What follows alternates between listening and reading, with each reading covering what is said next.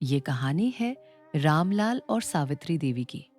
उत्तर प्रदेश के एक छोटे से गांव में उनकी झोपड़ी थी। चारपाई, एक पुराना पंखा और बरामदे में मिट्टी का चूल्हा, यही उनका संसार था। 3 बेटों को पालकर बुढ़ापे के इस पड़ाव पर वे अकेले रह गए थे। रामलाल की आंखें अब धुंधली हो चली थी और सावित्री के हाथों का कांपना दिन ब दिन बढ़ता जा रहा था।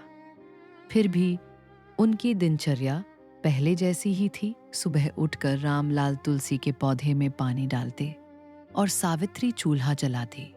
लेकिन गांव में अब कोई उनकी तरफ देखता तक नहीं था। तीनों बेटे मुन्ना, चुन्नू और राजू शहरों में बस गए थे। पहले पहले तो वे फोन करते थे, कभी कभार पैसे भेज देते थे। धीरे धीरे वो फोन भी त्योहारों पर ही आने लगा। अब तो दिवाली पर भी सिर्फ एक मैसेज आता, ठीक हो ना, ख्याल रखना। सावित्री अक्सर कहती, रामलाल, मन तो करता है बस एक बार सबके पास चलकर रहूं। रामलाल चुप हो जाते, बात को टाल देते। एक सर्द रात थी, पूरे गांव में बिजली गुल थी। सावित्री को तेज बुखार आ गया। रामलाल ने पास जाकर देखा, उनका शरीर आग की तरह जल रहा था।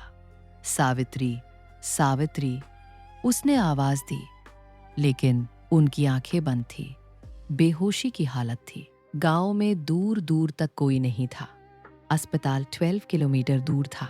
रामलाल के पास न रुपए थे न गाड़ी। उसने फोन उठाया, पहले मुन्ना को लगाया। क्या हुआ बाऊजी? आवाज में झुंझलाहट थी। तेरी माँ बहुत बीमार है, अस्पताल ले जाना है, तू कुछ पैसे भेज दे।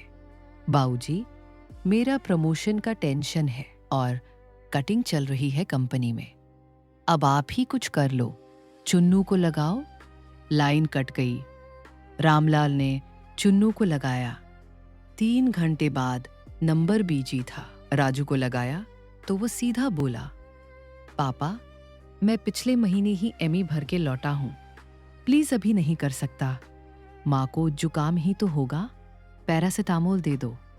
रामलाल का गला भराया। उसने झोपड़ी के बाहर निकलकर आसमान की तरफ देखा। काली रात, बादल घिरे थे, बूंदाबांदी होने लगी थी। वह लौटकर अंदर आया। सावित्री बड़बड़ा रही थी, राम राम, बच्चे, मेरे बच्चे कहाँ हैं? रामलाल ने अपने पुराने कंबल का एक टुकड़ा फाड़ा, पानी गीला करके उनके माथे पर रखा। फिर वो झुका और उनके कान में बोला, सावित्री, सुन रही हो? मैं हूं न तेरे पास, मैं ही रहूंगा हमेशा। उसकी आंखों से आंसू टपक पड़े। सावित्री ने आंख खोली। 2 बूढ़ी आंखों ने एक दूसरे को देखा। फिर सावित्री ने उनके हाथ को अपने हाथों में ले लिया। रामलाल, मैं नहीं बचूंगी। उसकी आवाज कांपी। मत बोल ऐसा, मैं लेके जाऊंगा, तुझे ढोकर ले जाऊंगा। रामलाल ने उन्हें अपनी पीठ पर उठाने की कोशिश की, लेकिन उनके पैर लड़खड़ा गए। वह गिर पड़ा, फिर उठा, फिर गिरा। बारिश शुरू हो चुकी थी। वह रोते हुए बाहर निकला, साइकिल लेकर आया। सावित्री को बैठाया, लेकिन वो झुकी जा रही थी। रामलाल ने उन्हें अपने से बांध लिया, उसी फटे कंबल के टुकड़े से। रात के 2 बज रहे थे। अंधेरी सड़क, कीचड़, बारिश। रामलाल साइकिल चला रहा था और सावित्री उसकी पीठ पर सिर रखे हुए थी। सावित्री, जागती रहे, सोना मत। लेकिन सावित्री की सांसें धीमी पड़ रही थी। सुन रही हो? हम पहली बार कैसे मिले थे, याद है? तू मेरे घर पानी भरने आई थी और मैंने तेरी चुनरी खींच ली थी। तूने क्या कहा था, बदमाश कहीं का। सावित्री हल्की सी मुस्कुराई, आंखें बंद थी। और शादी के बाद तू कितना नाचती थी। बारात में तो तूने मुझसे भी ज्यादा नाचा। गांव वाले हंसते थे। देखो देखो, बहू ने दूल्हे को शर्मा दिया। रामलाल रोते हुए बोलता जा रहा था। साइकिल की रफ्तार कम थी, पर बारिश तेज। अस्पताल का बोर्ड दिखा। उसने 2 गुनी ताकत लगाई।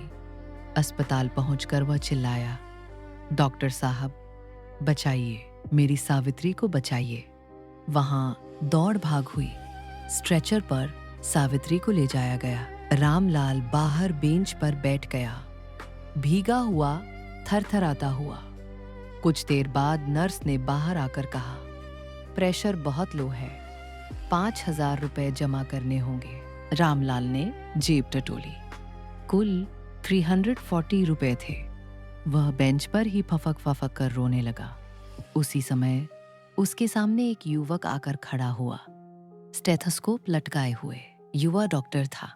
उसने रामलाल की हालत देखी, फिर अंदर जाकर सारी बात समझी। बाहर आकर बोला, बाबा टेंशन मत लो, इलाज हो रहा है, पैसे की बात बाद में करेंगे। 3 दिन बाद सावित्री ठीक हो गई थी। डिस्चार्ज के दिन डॉक्टर ने कहा, बाबा आपकी बहुत हिम्मत है, इतनी रात में, बारिश में, साइकिल पर, सच में आपने जिंदगी बचाई है। रामलाल ने कहा, बेटा डॉक्टर साहब, पैसे पैसे मैंने माफ कर दिए, और जो आपके बच्चे हैं ना, उन्हें आप अपने पास कभी मत आने देना। रामलाल की आंखें भर आई। उसने अपने हाथ जोड़ दिए। नहीं बेटा, वो तो मेरे बच्चे हैं। डॉक्टर चुप हो गया, सोचने लगा, माता पिता का दिल कितना बड़ा होता है। बच्चे त्याग दे, पर माँ बाप कभी नहीं। सावित्री को लेकर रामलाल घर लौटा। रास्ते में उसने सोचा, जिंदगी के अब जो दिन बचे हैं बस एक दूसरे के साथ गुजारेंगे। बच्चे नहीं आएंगे तो क्या, हम दोनों एक दूसरे के बच्चे हैं। और हाँ, उस डॉक्टर ने अगले ही दिन रामलाल के घर जाकर उन्हें गोद लेने की बात कह दी। रामलाल हंस पड़ा, बेटा हम तुम्हारे बाबा बाऊजी हैं, तुम हमारे डॉक्टर बेटे। कहानी यहीं खत्म नहीं होती। ये हर उस बुजुर्ग की कहानी है जिसके बच्चे तो हैं लेकिन साथ कोई नहीं, जिनके पास मोबाइल में अनलिमिटेड प्लान है पर माँ बाप के लिए दिल में जगह नहीं। जरा सोचिए, आखिरी बार आपने अपने बूढ़े माँ बाप के हाथों को अपने हाथों में कब लिया था?